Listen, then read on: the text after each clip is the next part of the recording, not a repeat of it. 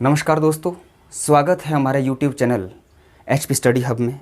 आज से एक नई लेक्चर सीरीज़ हम आपके साथ शुरू करने जा रहे हैं, जिसका नाम हमने दिया है लॉकडाउन सीरीज़। ये जो भी सीरीज़ अब चलेगी, इसका मुख्य उद्देश्य आने वाले जो भी हमारे पास एग्ज़ाम रहेंगे, police constable, TGT arts, TGT TET और साथ में जो हमारे पास फॉरेस्ट गार्ड है, उनके लिए ये जो विषय हमारे जो शुरू हो रहे हैं बहुत ही सहायक सिद्ध होंगे।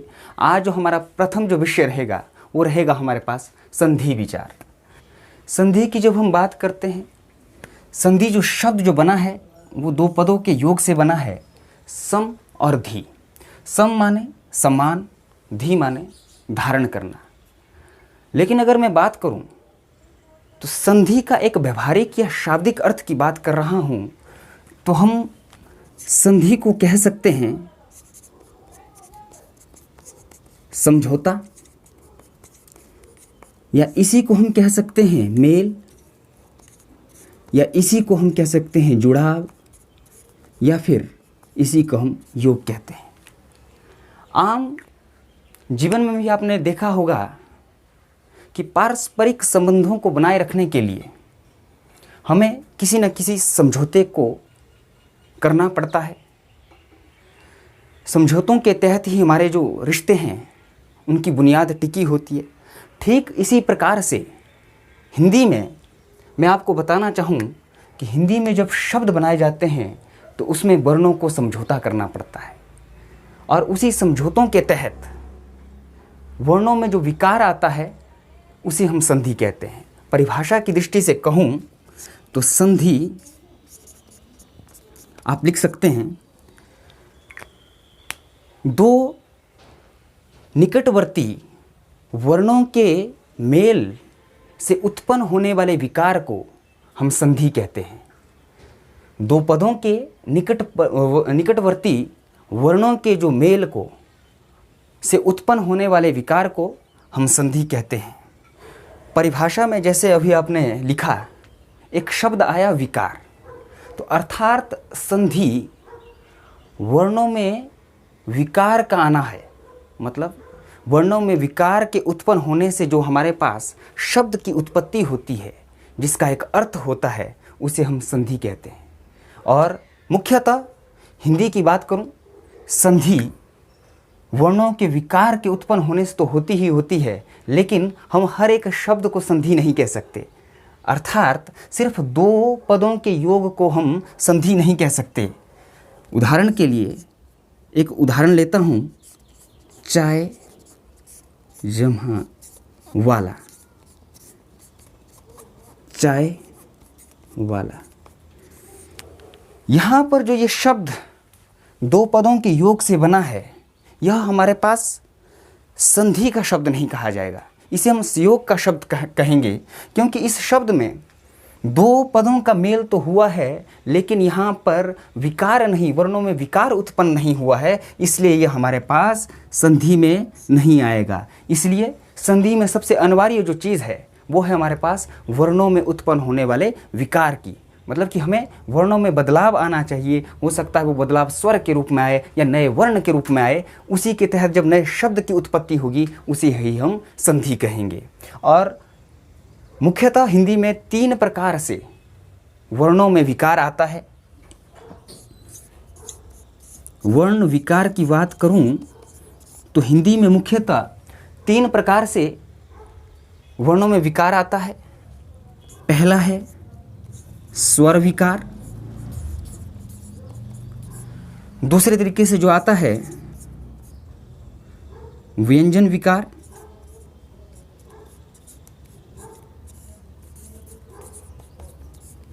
और तीसरा आएगा विसर्ग विकार।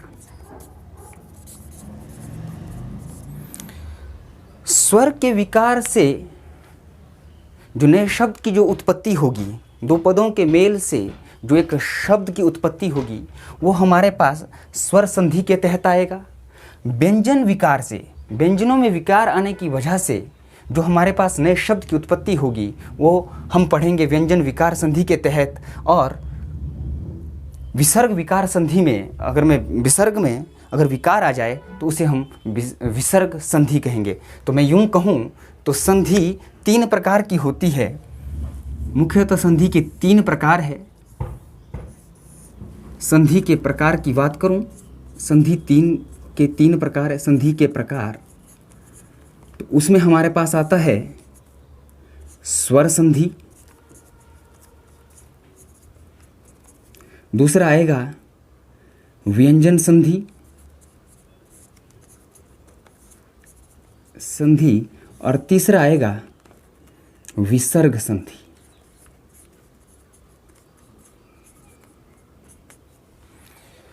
ऐसा नहीं है कि हिंदी में जो शब्द की संरचना है वो सिर्फ संधि से ही होती है। यहाँ पर मैं एक और बात आपको बता दूं कि संधि हम सिर्फ और सिर्फ इसीलिए पढ़ते हैं ताकि हिंदी में हम शब्द बना सके, हिंदी में हम शब्द संरचना कर सके। हिंदी में मुख्यतः 4 प्रकार से शब्द बनाए जाते हैं, शब्द संरचना की जाती है, उसी में से एक प्रकार रहता है संधि का। और संधि की भी बात करूं, संधि के भी मैंने कहा वर्णों का विकार है। तो वर्ण विकार हिंदी में अगर बात करूं तो 3 प्रकार से मुख्यतः रूप से आता है, स्वर विकार, व्यंजन विकार और विसर्ग विकार। और स्वर विकार की से जो हमारे पास जो संधि आएगी उसे मैंने नाम दिया स्वर संधि, फिर व्यंजन संधि और विसर्ग संधि। अब हम पढ़ेंगे कि भाई कि यहाँ पर स्वर संधि किस प्रकार की होती है। स्वर संधि भी 5 प्रकार से होती है, लेकिन उस 5 प्रकार से पढ़ने से पहले मैं आपको इनके बारे में थोड़ा सा बता दूं कि जब प्रथम पद का आखिरी वर्ण स्वर रहेगा और आखिरी पद का प्रथम वर्ण भी स्वर रहेगा, वो भी हमारे पास स्वर संधि में आएगा। अगर प्रथम पद का आखिरी वर्ण स्वर रहे और आखिरी पद का प्रथम वर्ण व्यंजन रहे, वो व्यंजन संधि में आएगा। प्रथम पद का आखिरी वर्ण व्यंजन रहे और आखिरी पद का प्रथम वर्ण स्वर रहे, वो भी हम किस में पढ़ेंगे, व्यंजन संधि में पढ़ेंगे। अगर दोनों ही प्रथम पद का आखिरी और आखिरी पद का प्रथम भी अगर हमारे पास व्यंजन हो तो वो भी हम किस में पढ़ेंगे, व्यंजन संधि में पढ़ेंगे। ठीक है, उसी के तहत विसर्ग संधि की बात करते हैं। विसर्ग संधि की मैं बात करूं तो हमारे पास प्रथम पद का आखिरी वर्ण में अगर विसर्ग हो और आखिरी पद के प्रथम वर्ण में अगर स्वर हो, वो हम विसर्ग संधि के अंतर्गत पढ़ेंगे। और आखिरी प्रथम पद का जो आखिरी वर्ण है वो विसर्ग है और आखिरी पद का प्रथम वर्ण अगर व्यंजन है तो वो भी हम विसर्ग संधि में पढ़ेंगे। लेकिन यहाँ पर प्रश्न उठता है कि सर इसमें विसर्ग प्लस विसर्ग संधि में क्यों नहीं आता है, या फिर स्वर प्लस विसर्ग संधि में क्यों नहीं आता है, या फिर व्यंजन प्लस विसर्ग हमारे पास व्यंजन संधि में क्यों नहीं आता है। इसका सीधा सा उत्तर है कि ये हमारे पास विसर्ग संधि में आता ही नहीं है, क्योंकि हमारे पास यहाँ देखिए प्रथम पद का आखिरी वर्ण तो विसर्ग है, ठीक है, लेकिन आखिरी पद का प्रथम वर्ण अगर विसर्ग है तो हमें भी पता है, या अगर किसी को नहीं पता तो मैं उसे बता दूं कि किसी भी शब्द की शुरुआत कभी भी अयोगवाह ध्वनि जो कि विसर्ग है उससे नहीं होती है। मतलब किसी भी शब्द की शुरुआत कभी भी विसर्ग से नहीं होती है। ऐसा हिंदी में आप कहीं पर भी ऐसा शब्द नहीं पढ़ेंगे जिसकी शुरुआत आपके पास विसर्ग से हुई है। अतः जो हमारे पास शुरुआत अगर विसर्ग से अगर शब्द की नहीं होती है तो ये कैसे मुमकिन है कि हमारे पास इस तरह से कहीं पर योग हो सके, मेल हो सके। इसलिए विसर्ग संधि में सिर्फ हम 2 प्रकार के ही हमारे पास उदाहरण आएंगे, एक विसर्ग प्लस स्वर्ग और एक विसर्ग प्लस व्यंजन की बात करेंगे। अभी तक जो हमने पढ़ा उसके तहत हमने पढ़ा कि भाई कि स्वर प्लस स्वर आ रहा है, स्वर प्लस व्यंजन आ रहा है, व्यंजन प्लस स्वर आ रहा है, व्यंजन प्लस व्यंजन आ रहा है, कि सर ये आखिर है क्या। लेकिन परिभाषा में मैंने कहा था कि संधि जो होती है 2 पदों के निकटवर्ती वर्णों के योग से होती है। अब निकटवर्ती वर्ण कैसे होंगे, मैं उदाहरण के लिए एक उदाहरण लेता हूँ कि ये है मेरे पास गिरी जमा इश। अब इसमें सर संधि कैसे होगी, मैं आपको बता दूं कि यहाँ पर हमें प्रथम पद का जब भी संधि करनी है हमेशा ध्यान रखना, संधि में प्रथम पद का आखिरी वर्ण लेना है और आखिरी पद का प्रथम वर्ण लेना है। उनसे जो मेल करके जो हमारे पास विकार आएगा, विकार करने पर एक नई ध्वनि आ सकती है, एक नया वर्ण आ सकता है, उससे ही हमारे पास एक नया शब्द आएगा। जैसे यहाँ पर देखिए, र में ई की स्वर लगा हुआ है। अगर मैं र को स्वर रहित कर दूं तो यहाँ पर छोटी ई की मतलब लघु ई की मात्रा लगी है, तो मैंने र को स्वर रहित कर दिया और इसमें से मैंने दीर्घ लघु ई को बाहर निकाला। ये प्रथम पद का आखिरी वर्ण क्या हुआ? यहाँ पर देखिए, अगर मैं यहाँ पर ध्यान दीजिए कि री यहाँ पर मैं लिखता हूँ। री कैसे बना है हमारे पास?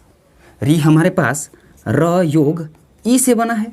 इस हिसाब से देखिए तो प्रथम पद का आखिरी वर्ण हमारे पास र नहीं है। र व्यंजन में हमारे पास स्वर जुड़ा हुआ है, जो स्वर जुड़ा हो वो ई जुड़ा हुआ है। तो मतलब प्रथम पद का आखिरी वर्ण हमारे पास क्या आया? ई। ठीक वैसे ही आखिरी पद का प्रथम वर्ण हमारे पास क्या है? ई है।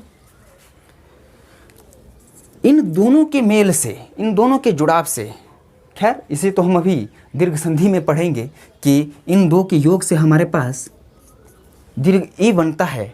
और हमेशा इस बात का स्मरण रखना कि जब भी हमारे पास कहीं पर स्वर रहित व्यंजन लगा हुआ है और उस स्वर रहित व्यंजन के साथ में कोई स्वर लगा हुआ है, तो वो स्वर रहित व्यंजन में वो स्वर, यहाँ पर देखिए समझौता कैसे हो रहा है। इसके पास स्वर नहीं है, इसके पास स्वर है, तो ये कहता है कि तू मुझसे मेरा स्वर ले जा, लेकिन पहचान के रूप में मुझे तुझे अपने में रखना पड़ेगा। तो ये कहता है ठीक है, तू मुझे स्वर दे जा, लेकिन मैं स्वर के साथ साथ तेरा मान रखने के लिए तेरी मात्रा अपने में समाये रखूँगा। और यहाँ पर इसका जो योग बनता है वो फिर इस तरीके से बनता है। अर्थात यहाँ पर दीर्घ ई की हम मात्रा का बात करूँ तो ये दीर्घ ई की मात्रा रहती है। तो यहाँ पर इसने स्वर के रूप में यहाँ पर अपने मात्रा को भेजा और इसने मात्रा के रूप में इसका मान रखा। इस मान के तहत हमारे पास बना गिरीश। इसी तरह से हिंदी में शब्द की संरचना होती है संधि के तहत। संधि के इन तीनों प्रकार पर जाने से पहले मैं कुछ रोचक तथ्य संधि से संबंधित आपके साथ रखना चाहता हूं कि हमेशा याद रखना कि जब हम संधि की बात करते हैं, हमने कहा कि निकटवर्ती वर्णों के मेल के योग से बनने वाले जो विकार उत्पन्न होने की वजह से शब्द संरचना होती है उसे हम संधि कहते हैं। दूसरा यहाँ पर रहता है कि संधि के जो प्रत्येक जो उदाहरण है वो स्वतः ही एक समास का उदाहरण रहता है, लेकिन सभी समास के जो उदाहरण हैं वो संधि के उदाहरण भी हो, ये हमेशा ये बात फिट नहीं बैठती है।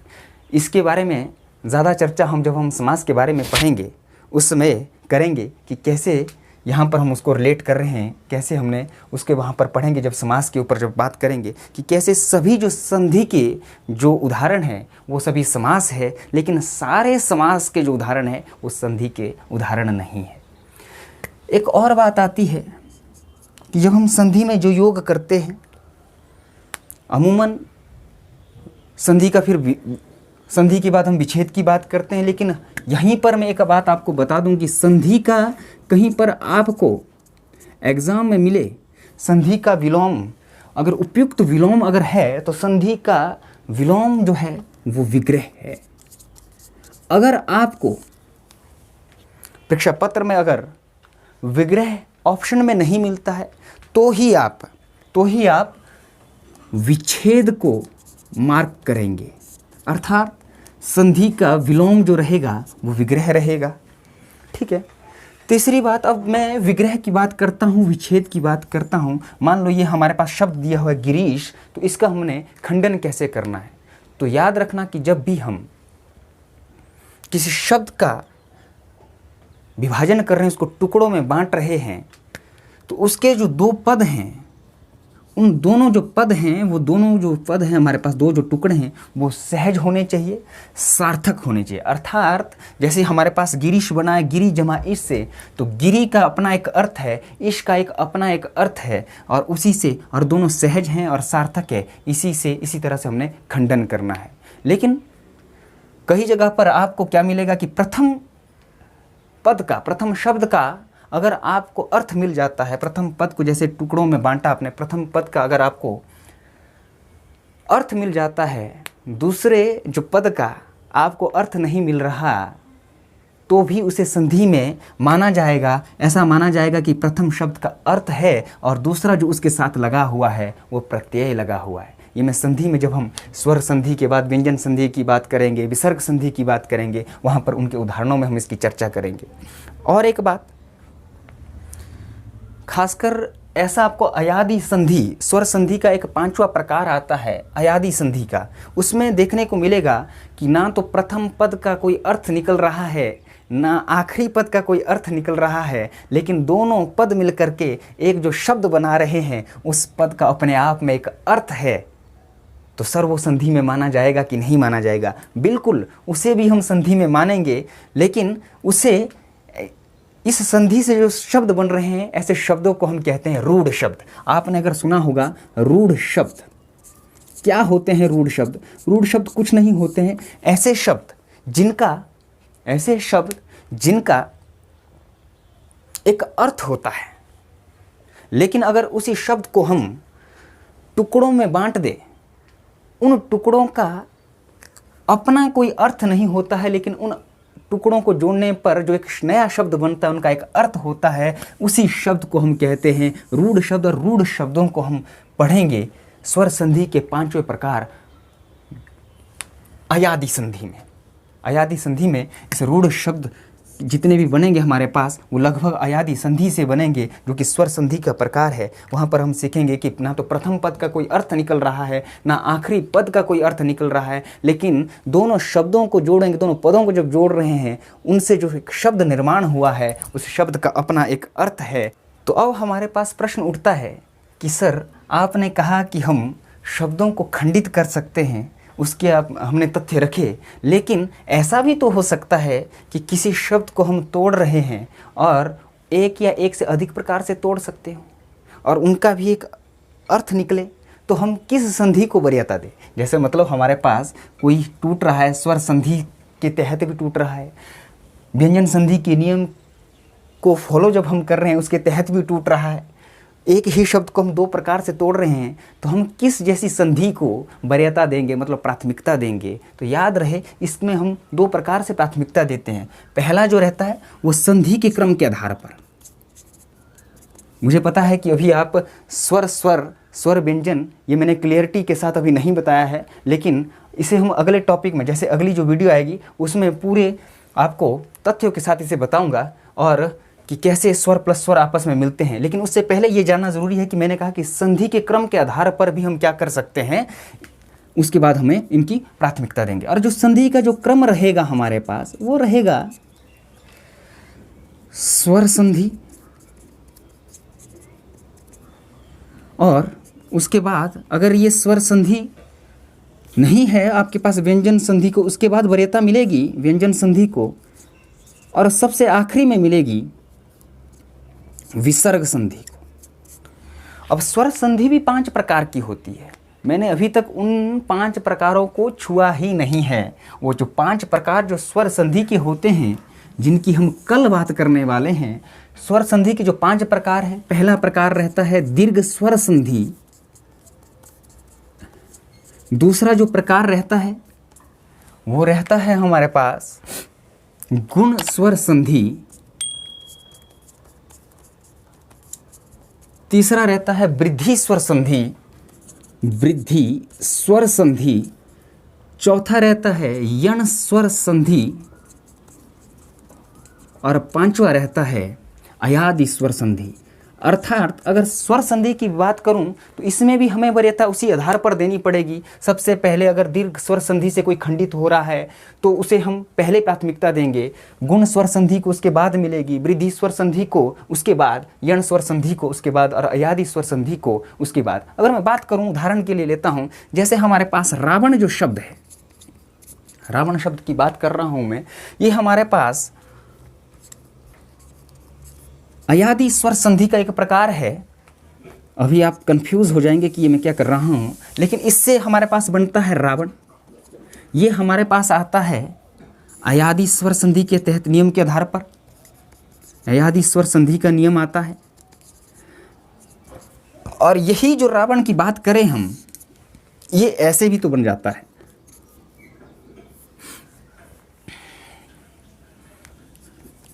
राजमहा वन,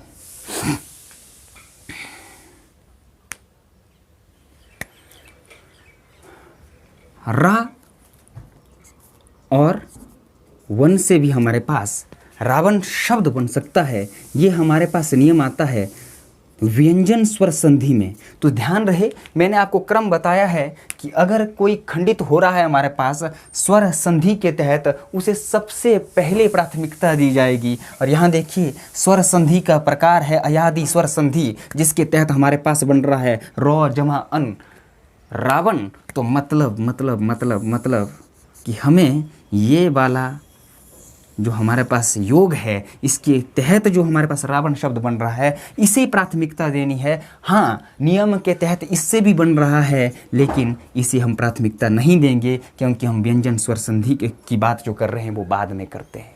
ठीक है, अब मैं बात कर रहा हूँ आपके साथ कि भाई कि हो सकता है आपके पास ऐसे कोई आए कि दोनों तरीके से जब खंडन हम कर रहे हैं, वो दोनों हमारे पास व्यंजन स्वर संधि की आ जाए, तो फिर क्या करेंगे? अगर ऐसा हुआ, मान लो उदाहरण ले रहा हूं, जैसे सज्जन जो बन रहा है, जमजन, और यही हमारे पास सद जमजन से भी बन सकता है। तो अब सर ये भी ठीक है, ये भी नियम बता रहा है व्यंजन संधि का, ठीक है, तो इसमें हम किसे सही माने और किसे गलत माने? तो गलत दोनों नहीं, दोनों ही गलत नहीं है, लेकिन हम प्राथमिकता किसे देंगे? हम यहाँ पर वर्ण के क्रम के आधार पर, जो हिंदी वर्णमाला में जो वर्णों का क्रम है उसके आधार पर देंगे। जो वर्ण पहले आ रहा है, जिसकी संधि पहले हो रही है, उसको ही हम वरीयता देंगे, प्राथमिकता देंगे। तो क्योंकि तो जो हमारे पास है, ये वर्ण जो है पहले आता है द से, तो हम सज्जन की जो संधि हम मानेंगे तो वो हम इसे मानेंगे। ठीक, आज हमने सिर्फ संधि के जो आधार है उसके बारे में पढ़ा, और अभी तक संधि के जो प्रकार होते हैं उसके बारे में पढ़ा। और संधि क्या होती है? मैंने कहा कि संधि हमारे पास दो निकटवर्ती वर्णों के, जो दो पदों के जो निकटवर्ती वर्णों के मेल से जो हमारे पास विकार उत्पन्न होता है, उसे हम संधि कहते हैं। और मैंने ये भी बताया कि सिर्फ जोड़ होना संधि नहीं होता है, सिर्फ जोड़ होना संधि नहीं होता है। उदाहरण दिया था मैंने आपको, ये चाय वाला, इसमें दो पदों का योग तो हो रहा है, लेकिन विकार उत्पन्न नहीं हो रहा है, और वो विकार उत्पन्न नहीं हो रहा तो इसे हम संधि नहीं कह सकते। और मैंने कहा कि जब विकार की बात होती है, वर्णों में विकार मुख्यतः तीन प्रकार से आता है, स्वर विकार, व्यंजन विकार, विसर्ग विकार। और उसी आधार पर हमने संधि को तीन प्रकारों में विभाजित किया, स्वर संधि, व्यंजन संधि और विसर्ग संधि। और स्वर संधि के तहत मैंने कहा कि जब हमारे पास कहीं पर आएगा, जिसे हम कल पढ़ेंगे कि आखिर ये स्वर संधि होते क्या है। अभी तक हमें इतना ही ज्ञान है कि स्वर 11 प्रकार के होते हैं। अब वो जो 11 प्रकार के जो स्वर है, जब वो प्रथम पद के आखिरी वर्ण में भी जो है स्वर आएगा, और आखिरी पद का प्रथम वर्ण भी हमारे पास स्वर आएगा, उसके मेल से हमारे पास स्वर संधि होगी। और ठीक वैसे ही जब हमारे पास स्वर प्लस व्यंजन, व्यंजन प्लस स्वर, या फिर व्यंजन प्लस व्यंजन आपस में योग करेंगे, वो हम पढ़ेंगे व्यंजन संधि में। और विसर्ग संधि में मैंने कहा विसर्ग प्लस स्वर और विसर्ग प्लस व्यंजन होता है। कभी भी आप कहीं पर भी ख्याल रखना, एक बार फिर से मैं आपको बता रहा हूँ, ये कभी भी नहीं हो सकता है। विसर्ग प्लस विसर्ग नहीं हो सकता, स्वर प्लस विसर्ग नहीं हो सकता, व्यंजन प्लस विसर्ग नहीं हो सकता है। इसका मतलब ये हुआ कि आखिरी पद का प्रथम वर्ण विसर्ग है, जो कि कभी संभव नहीं होता। हिंदी वर्णमाला में कोई भी शब्द विसर्ग से शुरू नहीं होता है, इसलिए सिर्फ हम जब विसर्ग संधि की बात कर रहे हैं, हम विसर्ग प्लस स्वर और विसर्ग प्लस व्यंजन का प्रकार के बारे में पढ़ेंगे। ठीक उसी प्रकार से मैंने थोड़ा सा आपको संधि के तथ्यों के बारे में बताया कि संधि दो सार्थक शब्दों के मेल से बन सकता है। ठीक है, हो सकता है कि पहले पद का अर्थ हो, दूसरे पद का हमारे पास अर्थ ना हो, तो हम उसे एक प्रत्यय के रूप में मान लेंगे। लेकिन फिर उसके बाद मैंने एक और बात बताई कि अयादि संधि में ऐसा होता है कि दोनों जो शब्द होते हैं उनका कोई अर्थ नहीं हो सकता है, लेकिन दोनों मिलकर के एक अर्थ की उत्पत्ति करते हैं, एक अर्थ वाले शब्द का निर्माण करते हैं, और उसे हम अयादि संधि में पढ़ते हैं। मतलब कि वो भी हमारे पास उदाहरण एक संधि का है। और इसे बताने से पहले मैंने आपको बताया कि रूढ़ शब्द क्या होते हैं। ऐसे शब्द रूढ़ शब्द, फिर से मैं बता रहा हूँ, रूढ़ शब्द ऐसे शब्द होते हैं जिनका अर्थ होता है, लेकिन जब उसी शब्द को हम दो टुकड़ों में बांटेंगे तो उसके टुकड़ों का कोई अर्थ नहीं होता है। ऐसे शब्दों को हम कहते हैं रूढ़ शब्द। ठीक है, संभवतः आज की जो हमारी जो कक्षा रही इसमें कमियां भी आपको दिखेगी, और उन कमियों को नज़रअंदाज करते हुए अपने कमेंट बॉक्स में इसके प्रति जो है फीडबैक आप दें। और साथ में यही कहूँगा कि हमारा जो ये HB स्टडी हब जो चैनल है, इसे आप, अगर आप हमारी वीडियो को पसंद कर रहे हैं, आपको लगता है कि हमारे लिए फ़ायदेमंद है, तो इन वीडियो को शेयर करें, लाइक करें और हमारे चैनल को इसे सब्सक्राइब करें। आप घरों में रहें, सुरक्षित रहिए, स्वस्थ रहें, अपनों के बीच में रहिए, अपने और अपनों का ख्याल रखिए। इसी कड़ी के साथ आज की कक्षा को समाप्त करते हुए नमस्कार।